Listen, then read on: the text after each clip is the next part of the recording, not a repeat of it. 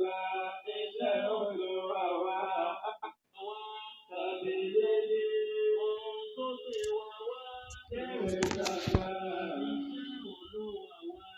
Allahu Ta'ala tó gbé wa wá. Tàbí dédé ohun tó gbé wa wá. Tẹ̀wé dàgbà iṣẹ́ Olúwa wa. Allahu Ta'ala. Iṣẹ́ Ẹlẹ́dàá wa. Allahu Ta'ala. Iṣẹ́ Allahu yìí o. Allahu Ta'ala. Allahu tí a ní. Lọ́lọ́hun fẹ́. Yes. Lọ́lọ́hun fẹ́. Allahu táwa ní. Lọ́lọ́hun fẹ́. Allahu tèmi ní. Lọ́lọ́hun fẹ́. Allahu tẹ́yìn ní. Lọ́lọ́hun fẹ́. Mọ́mọ́ tí a ní. Lànà bí wa. Kùránì tí a ní. Ìwé òdodo. Ohun tó gbé wa wá. Tàbí dédé. Ohun tó gbé wa wá. Tẹ̀wé dàgbà iṣẹ́ Olúwa wa. Allahu Ta'ala. Iṣẹ́ Ẹlẹ́dàá wa. Allahu Ta'ala. Iṣẹ́ Allahu yìí o. Allahu Ta'ala. Àwọn kan ń parọ́. Fáráyé. Yes. Fáráyé. Àwọn kan ń purọ́. Fáráyé. Àwọn kan ń ṣèké. Bàdà ìmọ̀. Rìsálà àkéde. Abẹ́sọ̀dọ̀dọ̀. Ohun tó gbé wa wá. Tàbí dédé. Ohun tó gbé wa wá. Tẹ̀wé dàgbà iṣẹ́ Olúwa wa. Allahu Ta'ala. Iṣẹ́ Ẹlẹ́dàá wa. Allahu Ta'ala. Iṣẹ́ Allahu yìí o. Allahu Ta'ala. Òdodo ti dé. Kírọ́ pamọ́. Òdodo wọlé. Kírọ́ pamọ́. Òdodo wọlé. Kírọ́ parẹ́. Òkùnkùn pẹ́rẹ́dà ìmọ̀lẹ̀ dé. Rìsálà àkéde. Abẹ́sọ̀dọ̀dọ̀. Ohun tó gbé wa wá. Tàbí dédé. Ohun tó gbé wa wá. Tẹ̀wé dàgbà iṣẹ́ Olúwa wa. Allahu Ta'ala. Iṣẹ́ Ẹlẹ́dàá wa. Allahu Ta'ala. Iṣẹ́ Allahu yìí o. Allahu Ta'ala. Òdodo ló pé. Ẹ jẹ́ àjọsọ irọ́ òmàpọ̀ nílé. Tẹ̀wé dàgbà ẹni Ọlọ́run fẹ́. Màlúùsòdodo. Ohun tó gbé wa wá. Tàbí dédé. Ohun tó gbé wa wá. Tẹ̀wé dàgbà iṣẹ́ Olúwa wa. Allahu Ta'ala. Iṣẹ́ Ẹlẹ́dàá wa. Allahu Ta'ala. Iṣẹ́ Allahu yìí o. Allahu Ta'ala. Ọ̀gá pèsè pèrò. Láti paná sí lámùtò tọ̀yé. Káwọn ọ̀tá wa wọ́n ti forget. Wáṣọ lékèlékè kí n dọ̀tí. Ilé ayé àwa kò ní dojú rú. Ilé ayé ẹ̀yin kò ní dojú rú. Ẹ̀sìn Ìsìlámù yìí o. Kò ní dojú rú. Wọn ò ní rò wá pa. Allah. Wọn ò ní rò wá pa. Allah. Àwọn alárùkà èèyàn wọn. Kò ní rò wá pa. Àmì kò ní gbà lórí wa láíláí. Kò ní gbà lórí wa. Kèròkèrò sọ̀tà lè gbà kó nígbà lórí wa. Àmì nítorí ètò kálẹ̀jọ́ kan làwa ń ṣe Allah. Kálẹ̀jọ́ kan làwa ń ṣe Allah. Àwa kò wá tako ẹ̀sìn. Kálẹ̀jọ́ kan làwa ń ṣe Allah. Ọlọ́kan Allah bí mo sì ṣe sọ fún wa Allah. Káwọn lọ́kan Allah bí Jésù ṣe sọ fún wa Allah. Káwọn lọ́kan Allah bí Muhammad ṣe sọ fún wa Allah. Kájúkájú ẹsẹ̀ wá sí. Ẹ̀sìn Ìsìlámù Allah. Ẹ̀sìn yóò kó wá kó Allah. Ìwà yóò kó wá kó Allah. Ohunkóhun tá lè jàkà. Ìgbẹ́sìn yìí ga Allah. Ipòkípò tá lè wá ká. Ìgbẹ́sìn yìí ga Allah. Ọpẹ́ tó sí Ọlọ́run Allah. Ọpẹ́ fún Olúwa Allah. Tó kà wá kẹ́rù ẹ̀ tó mọ̀nà. Èyí tọpẹ́ ọpẹ́ ni Allah. Ṣoríire Allah, Allahu Allah, Muhammadu Allah. Ṣoríire Allah, Allahu Allah, ṣoríire Allah. Dáwàyé Allah, òun ni lógo wa Allah. Ṣoríire Allah, ẹ má gbàgbé Allah, wípé dáwàyé Allah, òun gbọ́dọ̀ tẹ́sí Allah. Ṣoríire Allah, Allahu Allah, ṣoríire Allah, Allahu Allah, ṣoríire Allah, Allahu Allah, ṣoríire Allah. Ọlọ́run tó fi wá mọ̀nà kò ní ṣe wá lọ́dọ̀ ní.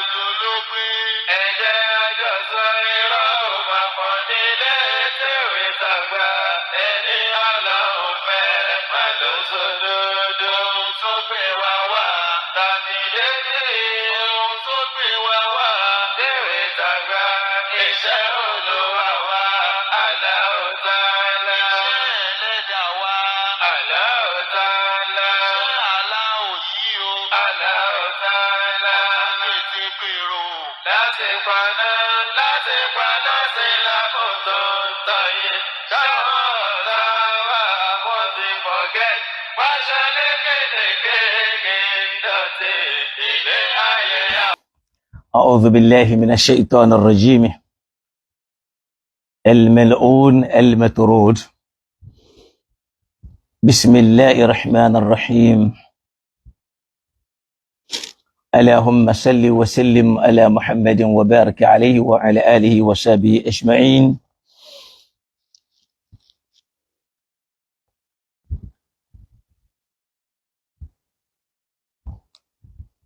والحمد لله وسبحانه وتعالى يفعل ما يشاء ويحكم ما يريد وهو على كل شيء قدير. ونصلي ونسلم أيضا على ذاك النبي المصطفى محمد المبعوث رحمة للعالمين وعلى آله وصحبه ومن والاه بإحسان إلى يوم الدين. اللهم اجعلنا منهم يا رب العالمين. أيها المشاهدين الكرام، أحييكم بتحية مباركة. السلام عليكم ورحمة الله تعالى وبركاته. أدوبه لدولون لوبه توبو تاني ليكا torí pé ọpẹ́ mélòó la fẹ́ dá fọ́lọ́run tó lè ka Ọlọ́run bí ìbá ṣe bí kọ́lọ́run gbà lọ́wọ́ èèyàn. Kọ́lọ́run dákun ọpẹ́ tí ò ló ń kà ní kó bá wa kọ́lẹ̀ pa àṣẹ fún ọ. Ọba yìí ọba ọlá ni, ọba tí máa dára nígbà tá a ti wáṣọ lọ́wọ́ ẹni tọ́lọ́wọ́n bá dáńdá wípé wọ́n máa gégùn fún, kò sì ní gbọ́rọ̀ rí lọ́dọ̀ àwọn èèyàn tá yóò máa fi parẹ́ tí wọ́n máa sọ pé ṣèyítọ́ọ̀nù ní dáadáa kan tí ń ṣe nínú ayé kò ní. Ọlọ́run dákun ẹni ìjù ló kò ní tá a sì ti làánà rẹ̀. Ọlọ́run dákun má ṣe wá lẹ́ni làánà, má ṣe wá lẹ́ni òfò. Ọba yìí a máa ṣe tó fẹ́, a máa ṣe tó hùn, torí ọba alágbára ni. Ó lè fi ẹ̀dá dára lára tí ó dùn mẹ́ta, a sì máa fi ẹ̀dá dára lára tí ó máa ba ẹ̀dá nínú jẹ́. Àfi kéèyàn máa bẹ̀ ẹ́. Àwa ń bẹ ọba náà kó dákun kó má fi wá dára tí ó dá, àrà tí ó pa wá lẹ́kún táwọn èèyàn máa bá wa káwọ́ máa rí pé kí ló wá dà báyìí, olúwa ọlọ́run má fi wá dá. àrà tọ́lọ́run máa dánú ayé wa tá a máa rọ́pẹ́ dá tí ò ní jọ pẹ́ túláàsì tínú owó máa dùn tá a máa rí táwọn èèyàn náà máa bá wa dúpẹ́ ní kọ́lọ̀ máa ṣe nú ayé wa.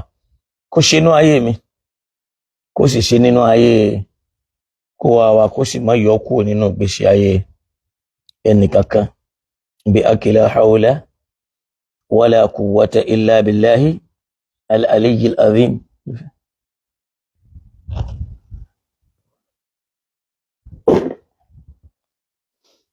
Naam, ìkẹ́ ìgẹ́ ọlọ́run kó máa bá ẹni ẹ̀ṣà ọ̀gá wa tó já sí pé ọkọ̀ tó gbajúmọ̀ jù nínú ọkọ̀ tọ́lọ́run fún táyé náà sì sọ, òun náà ni Muhammad sallallahu ta'ala alayhi wa sallam.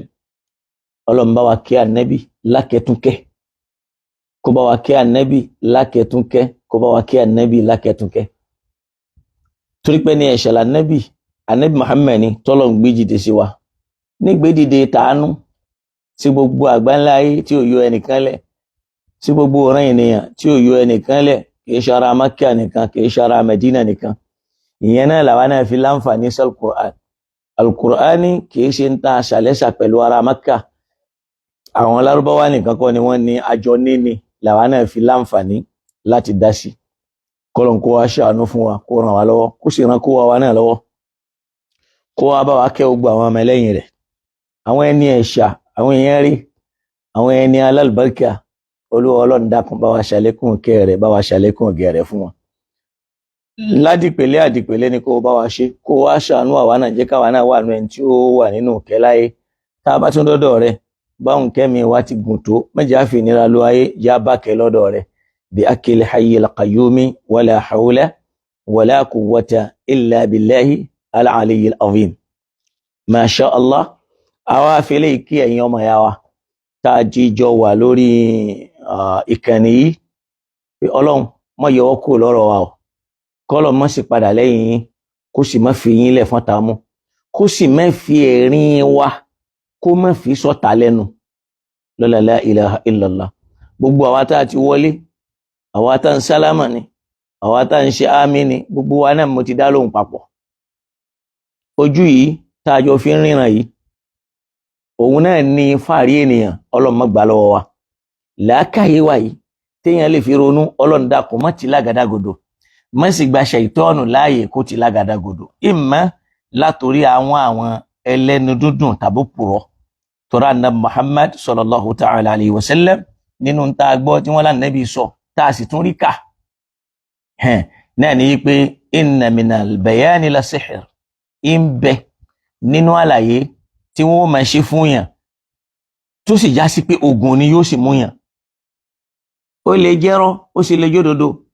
ìyẹn la fi bùkátà ká máa sọ fọ́lọ́run wípé ìrẹ́ ọlọ́run o, àdúrà kan tá nàbì Muhammad tí ń jẹ́ ọ̀gá wa sallallahu ta'ala alayhi wa sallam tí máa ṣe, yóò máa ní Allahumma arina al-haqqa haqqan warzuqna ittiba'ah wa arina al-batila batilan warzuqna ijtinabah. ìrẹ́ ọlọ́run fi òtítọ́ mà wá lótítọ́, ká mà pé òótọ́ ni, ká sì tẹ̀lé. wa arina al-batila batilan, fi irọ́ mà wá táwọn èèyàn bá ń sọ, ká lè mọ̀ wípé èyí tí wọ́n ń wí irọ́ ni, so ká sì ti lè jìnnà sí. àdúrà tó pàtàkì ni, torí pé àwọn dáwàtul haqqi ń bẹ, in tí wọ́n máa pèèyàn sí tí ó máa jẹ́ pé òdodo, wa dáwàtul batil, ìpè irọ́ náà òun náà sì wà. ló fi já sí pé níjọ́ tí ọlọ́run bá ń sọ̀rọ̀ kan fánàbì nínú al-Qur'an, ó dà pé suratul An'am náà ni, bóyá bí àyà àyà yẹn sá fún mi, bóyá bí àyà 140 something ṣá, tí ọlọ́run sọ nínú al-Qur'an wípé a'udhu billahi minash shaitanir rajim wa anna hadha sirati mustaqiman fattabi'uhu wa la tattabi'us subula fatafarraqa bikum an sabilihi dhalikum wasaqum bihi. so ọlọ́run bá ń sọ ń bẹ̀ wípé wa anna hadha sirati mustaqiman fattabi'uhu. ma sha Allah, aya 153 nínú suratul An'am. ọlọ́run sọ ń bẹ̀ fún Muhammad wípé sọ fáwọn èèyàn wípé wa anna hadha sirati mustaqima alkùránì tèmi ọlọ́run ọba sọ kalẹ̀ fún wa nẹ́bí òun náà ni ojú ọ̀nà èmi ọlọ́run tààrà léyìí tó dúró dédé tí ò gún tí ò wọ́ tí ò pẹ̀ tí ò lábùkù tí ò lẹ́tẹ̀ẹ́ ìntàfimọ̀ pé kò lẹ́tẹ̀ẹ́ ni pé ọlọ́run gan jẹ́ ó yé wa wípé la ya'tihi al-batilu min bayni yadayhi wala min khalfihi tanzilun min hakimin hamid kùránì yóò la ya'tihi al-batil irọ́ ò ní wọnú ẹ̀ ìbàjẹ́ ò sì ní wọnú ẹ̀ àfikún ò ní wọnú rẹ̀ àdínkù ò ní wọnú ẹ̀ min bayni yadayhi lódiwọ̀n tá Nábì bá ń bẹ láyé àfikún ò ní wọbẹ̀ àdínkù ò ní wọbẹ̀ àbùkù ò ní wọbẹ̀ ẹ̀tẹ́ ò ní wọbẹ̀ irọ́ ò ní wọbẹ̀ òdodo nìkan ni ó mọ̀ bẹ́ẹ̀ bẹ́ẹ̀ wala min khalfi tó bá tún lọ tán èmi ọlọ́run ó máa ṣọ́wé yẹn dé pé lẹ́yìn tá Nábì bá tún lọ la ya'tihi al-batil irọ́ ò ní wọbẹ̀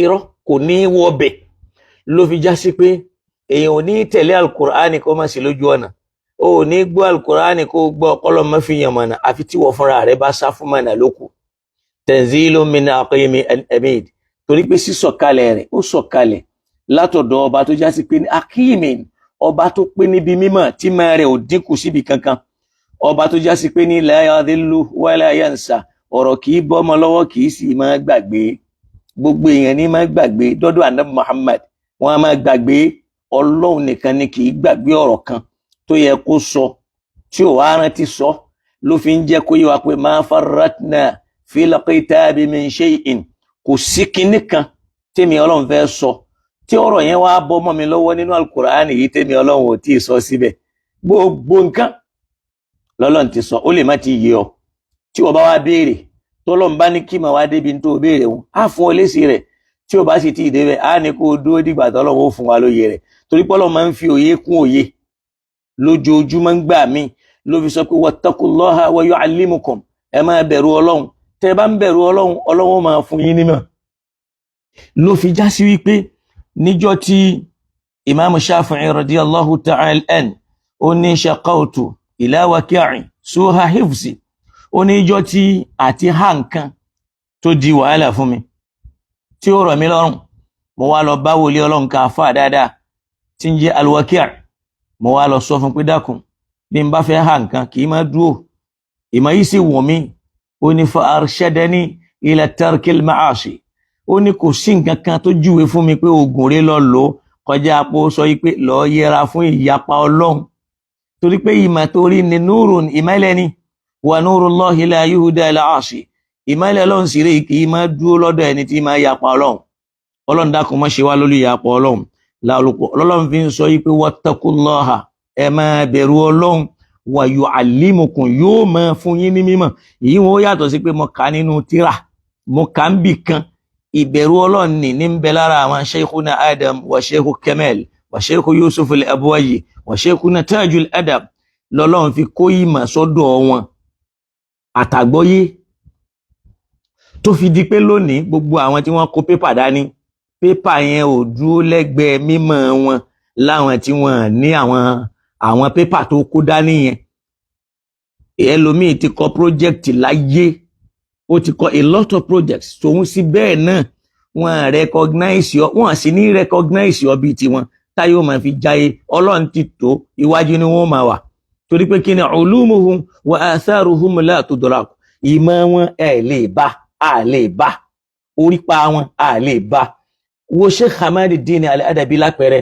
orípa wọn bó ṣe ń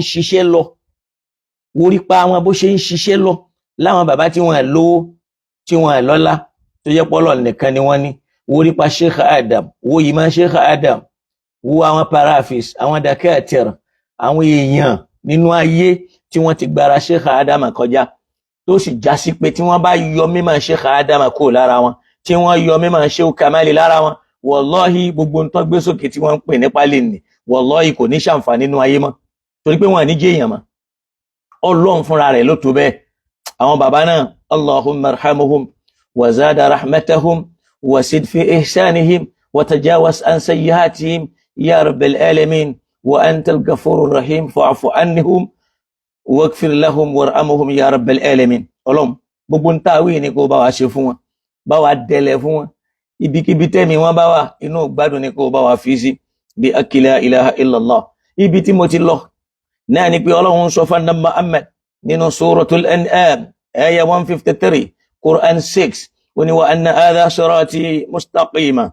Al-Qur'ani tí mo sọ kalẹ̀ yóò hadha sirati mustaqima, òun náà lójú ọ̀nà èmi Ọlọ́run tí ń sì ń jẹ́ ojú ọ̀nà tààrà. Fattabi'uhu, Al-Qur'ani yẹn ni kó máa tẹ̀lé. Wala tattabi'u subula, má tẹ̀lé àwọn ọ̀nà míì, torí tẹ̀lé àwọn ọ̀nà míì in tí ó dálẹ̀ ni pé tafarraqa bikum an sabili, yóò gbé yín kúrò lórí Al-Qur'ani tí ń jẹ́ ojú ọ̀nà Ọlọ́run tí ń jẹ́ ọ̀nà tààrà. Máa wo Al-Qur'an, máa wo Al-Qur'an, máa wo bọ́lọ́wọ́n bá mi ti ń sọ̀rọ̀ fannab Muhammad pé wa anna hadha sirati mustaqima. Sórí Al-Qur'ani yìí ńgbà Ọlọ́wọ́n bá ń sọ̀rọ̀ bọ̀ tí ń sọ̀rọ̀ bọ̀ tí ń sọ̀rọ̀ bọ̀, ó ń ṣe wá sí fannabi sọ fáwọn èèyàn wípé kan ṣe báyìí kan má ṣe báyìí. Ó wá ní wa anna hadha sirati mustaqima. Sórí Al-Qur'ani yìí tí mo fi ń ṣàlàyé ọ̀rọ̀ fún ọ yìí, tí mo fi ń kí ọ nílọ̀ yìí, tí mo fi ń pè ọ sákèésí, tí mo fi rán ọ níṣẹ́ yìí, sirati mustaqima, ojú ọ̀nà èmi Ọlọ́run tí ń jójú ọ̀nà tààrà nù ni. Fattabi'uhu, ojú ọ̀nà yẹn ni kí wà nábì kó máa tọ̀ pẹ̀lú àwọn ọmọ ẹlẹ́yìn rẹ̀. Wala tattabi'u subula, ẹ má tẹ̀lé àwọn ọ̀nà míì, torí àwọn ọ̀nà míì fatafarraqa bikum an sabili, yóò gbé yín kó lórí ojú ọ̀nà Ọlọ́run tí ń jọ́nà tààrà tí ń jẹ́ Al-Qur'ani yẹn. Dhalikum wassaqum bi, Ọlọ́run ní eléyìí tí mo ń wí fún yín mo fi ń kì yín nílọ ni la'allakum tattaqun, kẹ́ lè bẹ̀rù Ọlọ́run, kó lè jásí pé ìbẹ̀rù Ọlọ́run ni yóò mú yín ẹ lè tẹ̀lé Al-Qur'an, kó lè máa pé Al-Qur'an ló ń sọ. Ó tún wá sọ pé atayna Musa al-kitaba, ìyín wo kan wá. Àmọ́ bí tèmi wá ń lọ ní pé níjọ́ tí ọ̀rọ̀ yìí wá sọ kalẹ̀ fún Ànábì Muhammad sallallahu ta'ala alayhi wa sallam, Ànábì wá ṣe nǹkan kan jọ́nà táwọn èèyàn lè fi mọ̀ pé Al-Qur'an yóò òun náà ní ọ̀nà. Wọ́n ní khatta Rasulullahi sallallahu alayhi wa sallam khattan. Ànábì wá fa ilẹ̀ ẹyọ kan báyìí, ó wá fa ilà náà dọ́gba, ó sì straight. Wọ́n wá ní wa khatta khututan aw khututan, ó wá fa àwọn làmí tó pọ̀, ó fa sápá ọ̀tún, ó tún wá fa àwọn làmí tó pọ̀, ó fa sápá òsì. Ó wá fi ilà tó wá fà sáàrin ni in wá ń fi ń sọ fún ọmọ lẹ́yìn rẹ̀ wípé hadha sabilullah, ṣe rójú ọ̀nà ẹyọ kan yìí, òun náà lójú ọ̀nà tó dọ́dọ̀ Ọlọ́run. Al-Qur'ani ló dọ́dọ̀ Ọlọ́run, Al-Qur'ani yẹn náà sì ní ọ̀nà Islam. Tí ó bá wá yé ọ tó jẹ́ kí n bọ́ sí lákàyè ẹ kó lè bá yé ọ. Ó ní huwa alladhi arsala rasulahu bil huda, Ọlọ́run ló fi Al-Qur'ani rán Muhammad. Al-huda huwa al-Qur'anu, tó bá tún fẹ́ mọ̀ pé òun náà Al-Qur'an. Dhalika al-kitabu la rayba fihi huda lil muttaqin. Wa la in ittaba'ta ahwa'ahum ولن ترضى عنك اليهود ولا النصارى حتى تتبع ملتهم ولئن اتبعت آواهم بعد الذي جاء قل إن هدى الله هو الهدى. قرآن ينني منا ولئن اتبعت آواهم بعد الذي جاءك من العلم، tó bá lọ tẹ̀lé fẹ́nu àwọn Yahudi àti Nasara lẹ́yìn tá a sọ̀kalẹ̀ fún ọ nínú mímọ̀ nínú Al-Qur'an yẹn, ma laka min Allahi, ó lè rẹ́ nìkan lọ́dọ̀ minallahi níbi ìyàtọ̀ Ọlọ́run bá fẹ́ fi jẹ́ ọ́, waliyyin ẹni tó lè gbà ọ́ lẹ̀ mẹ́, wala nasirin, kò sì sẹ́nìkan tó lè ràn ọ́ lọ́wọ́ kí ìyà Ọlọ́run má jẹ́wọ́ Muhammad. Ànábì ní ń bá wí yẹn ká má bàa sọ àwa ń bò ní yá fẹ́ bọ́ sí lára wa náà tá a fi ń ṣe fáàrí kẹ́ndẹ̀kẹ́ndẹ̀ lórí ìwé táwọn kan kọ bí arahin wa tafkirin wa tadbirin wa ta'ammulin, wọ́n ronú wọ́n wòye wọ́n gbé kalẹ̀, wọ́n rí pé léyìí tá a bá léèyàn ló wí àwọn èèyàn ò ní fẹ́ gbà, ẹjẹ́ asọpá nẹ́bì ló sọ, àlànẹ́bì ó sọ̀rọ̀. Àmọ́rọ̀ tá nẹ́bì sọ lórí ẹ̀sìn yìí ó kéré sọ̀rọ̀ tọ́lọ́run sọ kalẹ̀ fún nínú Al-Qur'an. Kò wá sọ̀rọ̀ tọ́lọ́run sọ tá nẹ́bì sọ tó yapa èyí tọ́lọ́run ọba mi sọ kalẹ̀ fún. Ṣé rí gbogbo ànẹ́bì yàgbẹ́ ànẹ́bì tọ̀, wọ́n ti ń yàgbẹ́ ká ànẹ́bì ó tó dé, wọ́n ti ń tọ̀ ká ànẹ́bì ó tó dé, ànẹ́bì wọṣọ ó dé fìlà ó wé láwàní, wọ́n ti ń wé ká ànẹ́bì ó tó dé. Gbogbo èyí ò ní out of it. ìntọ́lọ́wọ́n bá rán sí wa kó máa bá wa sọ gangan lọ́rọ̀. Ó jẹun, ó jẹja, ó jẹran, gbogbo yìí ìyẹn kọ́ la bùkátà. Umuru dini wal ibada. Ọlọ́run ti sọ pé lakum fi rasulillahi uswatun hasana. Kí ló ṣe sọ fún wa pápọ̀ kọ́ ṣe eré ń bẹ̀rẹ̀ rẹ̀? Nítorí pé bá mi ránṣẹ́ sí tó bá fẹ́ ṣì nǹkan ṣe, á ránṣẹ́ sí, á tún ṣe, bí ó bá ṣe ọ̀rọ̀ sọ, á ránṣẹ́ sí, á tún ṣe. Lọ́lọ́run fi ni ma yantiku anil hawa. Kò ní kì í máa dá ọ̀rọ̀ ara ẹ̀ sọ. Ló máa fi yas'alunaka anir ruh, yas'alunaka anil khamr, يسألونك عن الأهلة يسألونك عن كذا كذا وكذا وكذا تلوماني وانبو أباو وانبو أبي أوليريو كل باينكو ويتنباديو يسألونك وانبو أبي أوليريو مباينيو ويتنباديو يسألونك وانبو أبي أوليريو مباينيو ويتنباديو torí pé òun ò lè dá ọ̀rọ̀ sọ lọ́dọ̀ ara rẹ̀ àfi bó bá mi bá sọ̀rọ̀ la yati bi fatwan kò lè mú fatwa wá àfi tó bá mi bá mú wá la yuharrim illa idha harrama Allah kò lè ṣe nǹkan léèwọ̀ àfi tọ́lọ́run bá ṣe léèwọ̀ wala yuhallil kò lè ṣe nǹkan lẹ́tọ̀ illa idha ahalla Allah àfi tọ́lọ́run bá ṣe nǹkan náà lẹ́tọ̀. Àwa làyákì àwọn àfáà wa tí wọ́n lọ àwọn làyákì nínú àwọn sálàfù míì tí wọ́n ń sọ wípé bá a ṣe ní sálàfù sọ̀lẹ̀ àwọn tí wọ́n gbọ́wájú tí wọ́n jẹ́ èèyàn rẹ̀ lẹ́láwọn sálàfù tọ̀lẹ̀ àwọn tí wọ́n gbọ́wájú tí wọ́n já síwájú rádaràdá tí wọ́n ṣe é fi kọ́ṣe tí wọ́n ṣe é fi júwe fún ayé. Ànábì wá fa ìlànà ìjọ náà ilẹ̀ ọkàn tí ń bẹ láàrin ó ní hadha sabilullah eléyìí náà lójú ọ̀nà Ọlọ́run ó ní wa haulahi subul ṣe ráwọn ojú ọ̀nà wọ̀nyí wa haulahi subul àtàwọn ojú ọ̀nà wọ̀nyí ó ní ala kulli babin ojú ọ̀nà kankan nínú àwọn ojú ọ̀nà yìí fi shaytanu náà ní shaytanu ń bẹ́ẹ̀ yadhu ilayhi tí ń pèpè síbẹ̀ lójú ọ̀nà kankan tẹ́ ń rí ni ìyàtọ̀ sẹ́yọ ọ̀kan yẹn ìyẹn ń fi hàn pé kò sí ọ̀nà kan láyé ìyàtọ̀ sọ́nà al-Qur'an àti Islam kò sí ń tà ń pè nìkan sọ yìí pé béèyàn bá sọ pé òun kì í ṣe alùsùnà ẹni ò mọ nǹkan tí ń ṣe rárá o ẹni yẹn mà ti ń ṣe o àfi tí èèyàn kan bá lè mú ẹ̀rí mú wá pé ànábì sọ pé wa ana sunniyun pé onísùnà lèmi ànábì wa ana alùsùnà onísùnà ni èmi ànábì tàbí ká ànábì sọ pé kunu sunniyan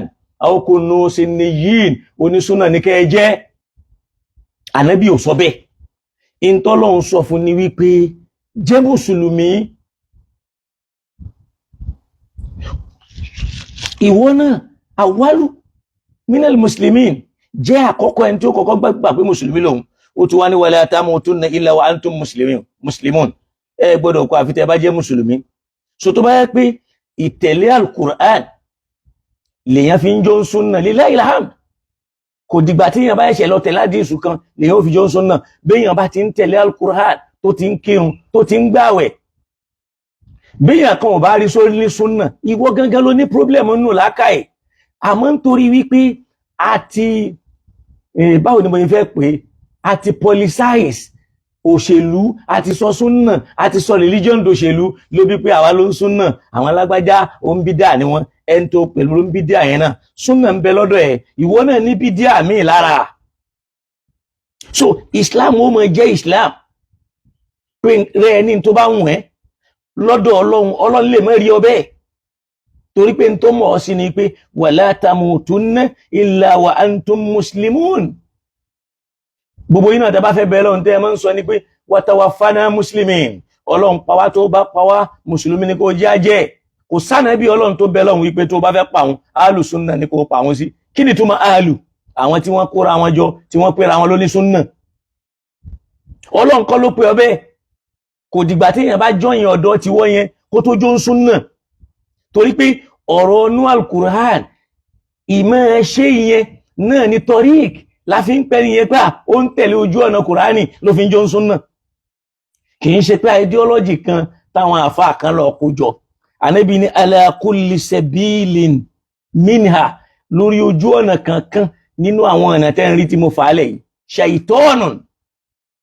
shaytanun bẹ́ẹ̀ o lẹ́ni ibi ń bẹ́ẹ̀ o ẹni ibi kan wà ń bẹ́ẹ̀ o yad'u ilayhi tí ń pèpè síbẹ̀ tí ìpèpè èèyàn bá ti ń yàtọ̀ sal Qur'an tó ń yàtọ̀ sí Islam innahu shaytanun yad'u ila tariqin min at-turki shaytaniyya òun náà ń pèpè sójú ọ̀nà kan nínú àwọn ọ̀nà ṣẹ̀tọ́. Èèyàn lè borúkọ Ọlọ́run ń bẹ, èèyàn lè máa gbórúkọ ànábì ń bẹ, èèyàn lè máa gbórúkọ ìsìláàmù ń bẹ, àmẹ́ni tí ń pèpè yẹn innahu shaytan. Kọ́lọ́n kó dákun kó má ṣe wá ní ṣẹ̀tọ́. ìsìláàmù lélẹ́yìí, kọ́lọ́n jẹ́ àrí ìsìláàmù ṣe. Tá a bá fẹ́ sọ̀rọ̀ nísìn, a máa sọ pé radina billahi rabba. Gbogbo yín tẹ́ ń wo mi ilẹ̀ gbà bẹ́ẹ̀ pé ń ta yọ́nú sí tó tẹ́ wa lọ́rùn ni pé Ọlọ́run ọba náà lọ́ba wa tá à ń sìn. Wa bil islami dinan, ìsìláàmù náà lẹ̀sìn wa, lẹ́sìn mi. Wa bi muhammadin nabiyyan wa rasula, àti pé annab muhammad sallallahu alayhi wa sallam òun la nabi wa, òun ló jíṣẹ́ wa. Kí náà sọ mẹ́? A sọ pé radina billahi rabba wa bi sunnati tariqa. A sọ bẹ́ẹ̀ wa bil islami dinan, ìsìláàmù lẹ̀sìn wa ni. Wa bi muhammadin nabiyyan wa rasula, tá nabi bá jẹ́ òjíṣẹ́ àwọn ṣíà, tó jẹ́ òjíṣẹ́ àwọn súnnà, tó jẹ́ òjíṣẹ́ àwọn súfí, tó jẹ́ òjíṣẹ́ àwọn tìjàníyà, tó jẹ́ òjíṣẹ́ àwọn kọdìríyà, kí wá ní wàhálà àti ẹ̀ tó ń bá wọn jà? Kullu bani adama khata, gbogbo ọmọ ànábì adama làṣìṣe ń bẹ lọ́dọ̀ ẹ̀. Wa khairu al-khata'ina at-tawwabun, èyí tó sì dájú nínú àwọn al-khata'in, àwọn aláṣìṣe náà ni at-tawwabin. Làwọn jẹ́ pé tí wọ́n bá pè wọ́n ṣàkíyèsí, wọ́n á ronú pìwàdà kó ń bẹ àṣìṣe wọn. Tó bá ráṣìṣe lọ́dọ̀ ń súfí, pé ṣàkíyèsí má bu. Bó bá ráṣìṣe lọ́dọ̀ ń súnnà, pé ṣàkíyèsí má bu. Bó bá lọ́dọ̀ ṣíà, pé ṣàkíyèsí má bu. Tó bá gbà khairu tawwabina al-khata'ina at-tawwabin, oore ń bẹ lára ẹnu, ìwọ náà sì gbére bó ti pé. Ládáwo ló gbà tó bá bu, ládáwo ló gbà tó bá yẹ̀yẹ́, oore wo ló fẹ́ rí ńgbà tó bá ń pè lórúkọ tí ò yẹ kó pè é. Eléyìí náà ni àìburú tó wà lára wa lénìí, àtẹni tó ń pèrè lóní súnnà, àtẹni tí ò pèrè bẹ́ẹ̀. Nítorí wípé kò sẹ́nìkan tó wà láyé tí kì í Ọlọ́run là ń tẹ̀lé, ànábì la sì wà lẹ́yìn ẹ̀. Dandan kọ́ ni kí n fi kún orúkọ pé ó ń súnnà ní mi, dandan kọ́ ni kí n pàtà pé mo ń ṣe súnnà. Súnnà ni pé mo dárùn gbà sí, mo ṣẹ̀ṣẹ̀ wá ní láwà ní. Fìràún náà gan nírùngbọ̀n náà, Fìràún ó nírùngbọ̀n. So ìyẹn ń lọ bẹ́ẹ̀. Ẹ rí i pé eléyìí pèrè ámbò ni, kọ́lọ́n kó ṣíjú àánú wa. Ojú ọ̀nà Ọlọ́run ní Al-Qur'an. Ẹ rí i pé àkọlé ọ̀rọ̀ wa yìí ni wípé Ọlọ́run ò fún ànábì níṣẹ́ ìyanu kankan tá à ń pè ní mírèkù yàtọ̀ sí Al-Qur'an. Ẹ sì rí i pé mo sọ lánàá, ìdí tọ́lọ́run fi sọ pé òun ò ní fún ànábì Muhammad níṣẹ́ ìyanu, òun ti dá iṣẹ́ ìyanu dúró lórí àwọn ànábì tí wọ́n ṣáájú ẹ̀. Mo sọ̀dí fún wa lánàá. Adẹ̀mọ́ àyà Kùránì wa, Ọlọ́run fún rẹ̀ ló sọ fún wa wípé wa ma mana'na an nursila bil ayat, kò sí tó kọ fáwọn Ọlọ́run an nursila bil ayat láti sọ pé ká fún ànábì Muhammad ká fún lámì. Àmọ́ ń tó kọ fún wa ni pé tá a fi sọ bẹ́ẹ̀ náà ni wípé àwọn tá a fún lámì lákọ̀ọ́kọ́, ma mana'na an nursila bil ayat illa an kadhaba biha al-awwalun, kò sẹ́ni tá a fi ṣe àmì ránṣẹ́ sí nínú wọn tí wọ́n pè nírọ́. Làwọn Ọlọ́run sọ pé tọ́ ń bí ó dé yìí nísìn, a ní fún yín lá, because àmì ti pọ̀ nú ayé. Kódà tó bá ń ka Al-Qur'an, Ọlọ́run bó máa sọ pé wa ayatul lahum anna amalna lahum dhurriyyatahum fil fulkil mashhun. Ọlọ́run máa sọ bẹ́ẹ̀, wash-shamsu aya wal qamaru aya wal jibalu aya. Ìbẹ́ ṣe ń sùn, bẹ́ẹ̀ ṣe ń jí, háyà ni o, bẹ́ẹ̀ ṣe ń lọ òkè, bẹ́ẹ̀ ṣe ń rí nǹkan báyìí, àmì ni o. Ọlọ́run ti sọ àmì sínú ayé, ó dá sánmọ̀ bìgẹ́ra amẹ́dìn, kò lópò, ó sì mú dání, kò jábọ́, ó ti tó lámì, ó dálẹ̀ yìí, ó gbé sórí omi, kò sì tẹ̀rì, ó ti tó lámì, ó ní kátẹ́gùn máa fẹ́ lọ, kó máa fẹ́ bọ̀. Àríbì kan tá a ti ń tan atẹ́gùn Ọlọ́run, tá a bá fẹ́ pa, àwa kọ́ la pa, Ọlọ́run ni ó pa nǹkan rẹ̀, Ọlọ́run lámì ni. Oòrùn tí ń ràn lásìkò tí ó ràn, tí ó sì wọlé lásìkò tí ó wọlé, tọ́lọ́wọ́n bá mi prógrámù ẹ̀ tí kìí ṣe pẹ́yìn lẹ́ sọ pé ó dá oòrùn máa wọlé lọ tàbí tẹ́ lọ ọpẹ́rẹ́tì ẹ̀ ń bì kan, ẹ̀yin kọ́ lẹ́ sọ pé ilẹ̀ ti fẹ́ mọ́ tẹ́ fẹ́ lọ ọpẹ́rẹ́tì pé kílẹ̀ mọ́ tílẹ̀ ó bá ṣú, Ọlọ́run ti ọpẹ́rẹ́tì ẹ̀ síbẹ̀. Gbogbo eléyìí náà ó ti tó lámì fọmọlẹ́yìn àná Muhammad pé kò sámì tẹ́ ń wá káàkiri. Ìwọ tó jẹ iṣu tó sọ tó padà pé ńgbà tó ń jẹ ń ta sánsán ń dùn, òun enjoy ẹ̀, nígbà tó wá fẹ́ yá ó lè dúró tí nǹkan yẹn mọ́, ó padà rùn ní. Àmì ní ó mu kóòkì, ó mu fanta, ó mu ọ̀ǹtú, nígbà tó tọ̀ ìtọ̀ ló padà dà, kò jẹ́ fanta mọ́, kò jẹ́ kóòkì mọ́, ó lè tún gbé mu mọ́. Àmì ní ó gbọ́bọ́lọ́ ti sọ ni, ó ní ja'alna kulla shay'in minal mayyin hayyin, gbogbo nǹkan tó wà láyé yìí omi la fi dá. Afala yu'minun, ṣé nígbàgbọ́ ni? Àmì ní àmì pọ̀ láyé kọjá akẹ́nìkan máa wá nǹkan kan kiri kó wá lóhun wá àmì kan pé a prophet without miracle is not a prophet. Our prophet has a miracle, and the biggest miracle, everlasting miracle, which is Al-Quran. Ìdí nìyẹn lọ́lọ́run fi ń challenge àwọn èèyàn pé la in ijtama'atil insu wal jinnu, tálíjànú àtàwọn èèyàn tí wọ́n bá jọ parapọ̀ ala an ya'tu bimithli hadha al-Qur'an, káwọn fẹ́ múrú al-Qur'an yìí, káwọn múrú ẹ̀ wá, ọlọ́run la ya'tuna bimithli, wọn lè ríru eléyìí mú wá o. Law kana ba'duhum li ba'din dhahira, káwọn méjèèjì tán bá jọ kúnra wọn lọ́wọ́ kọjọ ṣiṣẹ́ lórí ẹ̀. Gbọ́n tọ́lọ́run sọ ń pa Kùránì yẹn ni ò wá jọ̀wọ́ lójú, ó rí síṣẹ́ ìyanu. Ó gbọ́n tọ́lọ́run sọ ni, ó ní in kuntum fi raybin mimma nazzalna ala abdina, tẹ́ bá ń ṣe èméjì tẹ́ ń rò pé iṣẹ́ ìyanu kọ́lá Kùránì, fatu bimithlihi, ẹ múrú ẹ̀ wá, wad'u shuhada'akum min dunillah, ẹ pé àwọn ẹlẹ́rìí yín wá, ẹ fọlọ́run lẹ̀, ẹ lọ bá wọn ọlọ́run ti yín wá. Ọlọ́ni la ya'tuna bi, ẹ lè múrú ẹ̀ wá. Wa in lam taf'alu, tẹ́ bá lè ṣe, wa lan taf'alu, ẹ tí ẹ lè rí ṣe, fattaqun nara, ẹ bẹ̀rù iná ọlọ́run o. Tó já sí pé kí ni, u'iddatil lil kafirin, ọlọ́run pèsè ẹ̀ kalẹ̀ fáwọn tí wọ́n bá kọ ìwé yìí tí wọ́n kẹ̀yìn sí tí wọ́n àkọjú sí. Ó ní am taquluna am yaquluna iftara, àbí wọ́n rò pé òun fúnra ẹ̀ ló ń sọ ni.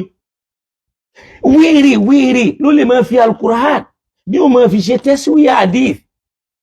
Idiot, ọdẹ, ẹni tí ó mọ̀ tí ń ṣe, ẹni tí ìmọ̀ rẹ̀ ń ṣàárẹ̀ tó ń fúnra rẹ̀ tí àárẹ̀ ń bẹ́nu làákàyè ẹ̀ ni ó máa sọ pé al-Qur'an àtàdíth bákan náà ni, rìwáyà kan náà ni, Qur'an àtàdíth wà yìí méjì. Ó gbọ́n tọ́lọ́run sọ ni, ó ní am yaquluna iftara, àbí tí wọ́n ń sọ ni pé òun fúnra ẹ̀ ló ń rọ, àbó òun fúnra ẹ̀ ló ń sọ.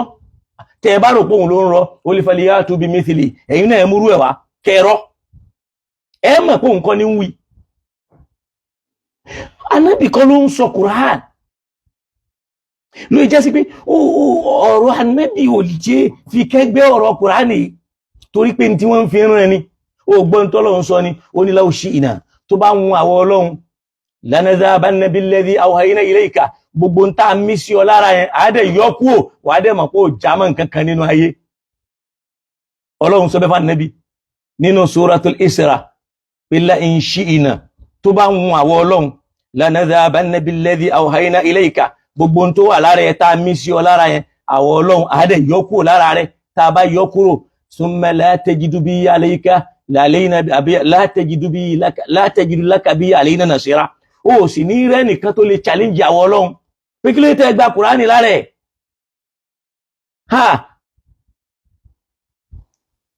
Ọlọ́run ní àánú ọlọ́run lásán lórí gbà, kìí ṣe mímọ̀ ṣe. Inna fadluhu kana alayka kabira, sórí ọlá tálù Kùránì yìí tó gbé sínú ayé Ànábì, ọlá tó mọ̀ tó bí ma ní. Lẹ́nìkan tí ó gbádùn wa máa sọ pé wọ́n lè fi ọlá Ànábì tọrọ.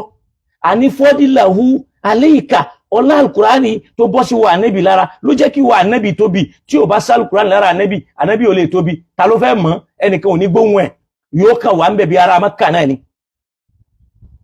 Ó gbọ́n tọ́lọ́run sọ ni, ó ní wa 'allamaka ma lam takun ta'lamu, àwọn ọlọ́run fi tó mọ̀ á fi mọ̀ ọ́, Kùránì tó mọ̀ yìí á fi mọ̀ ọ́. Wa kana fadlullahi alayka, ọlá ọlọ́run tí wá ń bẹ nínú ìgbésí ayé rẹ̀, kana fadlullahi alayka kabira, ọlá yẹn wá tóbi. Ó wá ní wọ́n lè fọlá Ànábì tọrọ, fadlullahi, ọlá ọlọ́run ló wà lára Ànábì. Ó ní wa 'allamaka ma lam takun ta'lam wa kana fadlullahi, ọlá ọlọ́run tí ń bẹ lára alayka kabira, ọlá tó tóbi. Ìwọ káyà ìrí ni pé wa 'allamaka ma lam takun ta'lamu wa kana fadlu alayka 'azima illa rahmatan min rabbik inna fadlahu kana alayka kabira. Ọlá ọlọ́run lára wa Ànábì tóbi, Kùránì ló sì ń jẹ́ bẹ́ẹ̀. Wà ní wọn lè fọlá Ànábì tọrọ, ọlá tọ́lọ́run ló tóbi. La ilaha illallah. ọlọ́run wọlá nẹ́bì ló yẹ pé táwọn àgbàlagbà náà yẹn bá fẹ́ tọrọ wọ́n ní wọlá kúránù jẹ́ kí tèmi ó dára wọlá muhammadu jẹ́ kí tèmi ó dára mama jẹ́ tèmi ó bàjẹ́ lọ́lá muhammad mama jẹ́ kí tèmi ó bàjẹ́ ó lọ́lá kúránù wọlá kúránù jẹ́ kí tèmi ó dára. ọlá ọlọ́run lálùkùránì, ọlá ọlọ́run ló wà lára ànẹ́bì, tó bá kó ń bẹ́ ànẹ́bì ò já mọ́ nǹkankan, ọlọ́run wọ́n nu ẹ̀ bẹ́ẹ̀. tẹ́ bá wa ṣí ètò yẹn ní pàdánù ọmọláyé àti lọ́run, ọlọ́run ó sì máa ṣí ẹ̀ oore fún yín láwọn oore tó ní agbára tó já sí pé ẹ̀yin náà ó máa wò pé ṣémi náà lọ́lọ́run ṣoore tó tó báyìí fún bí ó ti rí náà bí akil ayyil qayyum alladhi la ta'khusuhu sinatun wala nawm.